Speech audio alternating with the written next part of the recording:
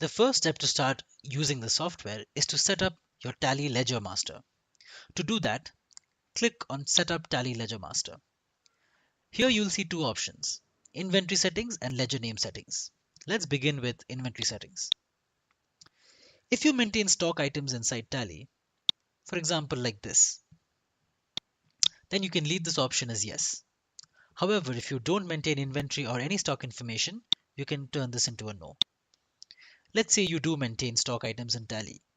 The first thing you have to enter is a unit of measure. This can be numbers or pieces or any other unit of measure that you use for your goods. Next, you have to set the product mapping. Here you have two options.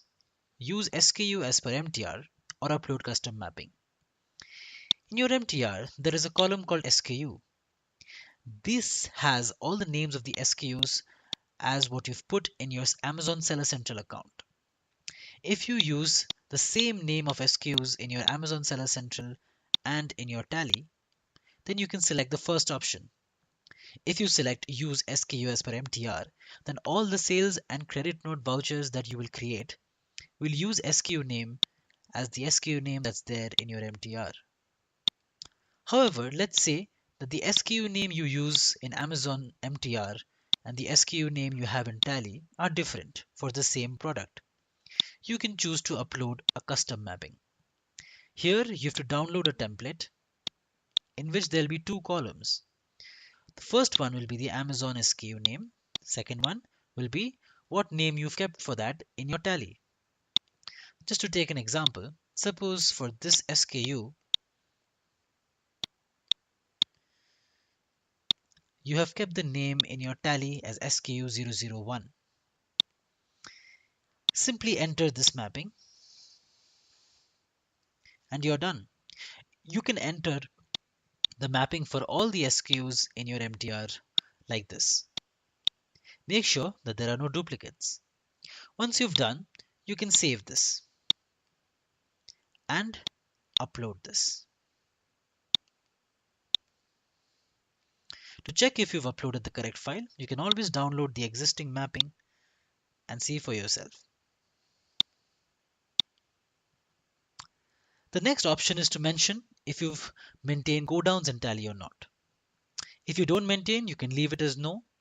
If you do maintain, you can turn this into yes. Here also, you have two options, to use the go down name as is there in the MTR or to give your own custom mapping. In your MTR, there is a column called Warehouse ID, which has the name of the Amazon FC in which the sale or the return was made. If you use the same ID as go down name in your Tally, you can just select use go down name as per MTR. However, if you have your own go down names inside Tally, you can again download a template, create the mapping and upload it back. Once you are done with your stock item and go down mappings, you can click save and proceed. The next step is to set your ledger names. Here you have two options.